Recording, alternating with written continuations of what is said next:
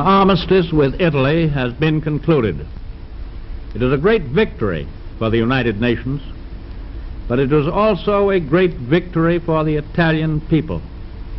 After years of war and suffering and degradation, the Italian people are at last coming to the day of liberation from their real enemies, the Nazis.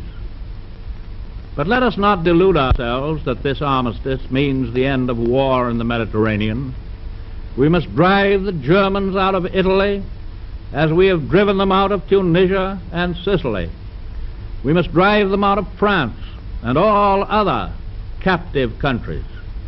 And we must strike them on their own soil from all directions. Our ultimate objectives in this war continue to be Berlin and Tokyo.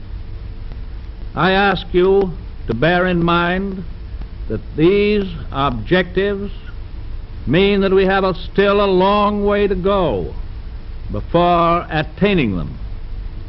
The great news that you have heard today from General Eisenhower does not give you license to settle back in your rocking chairs and say, well, that's over.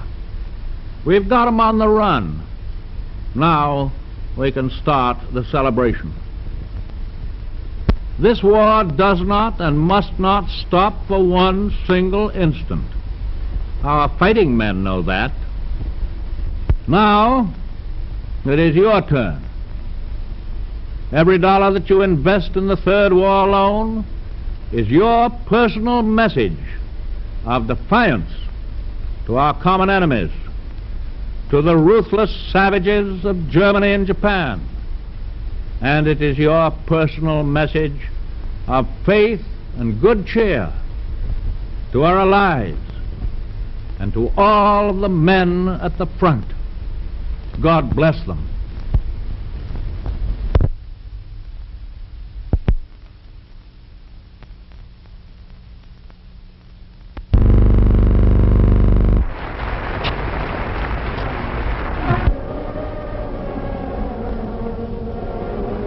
You will feel that we are your worthy brothers in arms, and you will know that we shall never tire nor weaken, but march with you into any quarter of the world that may be necessary to establish the reign of justice and of law among men.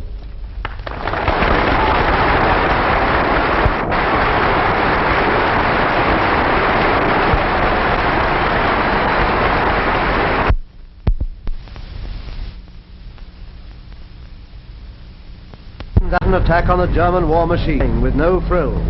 A day's work for a small unit of the great able to take you on a flight over occupied Europe.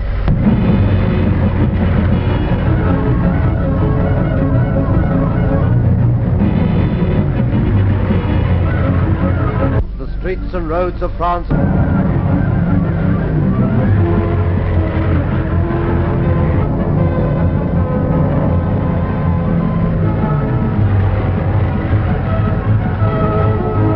Explode.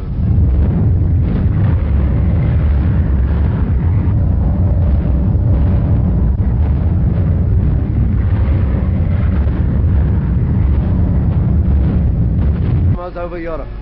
In the years when we were at peace, Germany was all terrorized people from Guernica to Chungking. See poetic justice born in triumph on those black wings.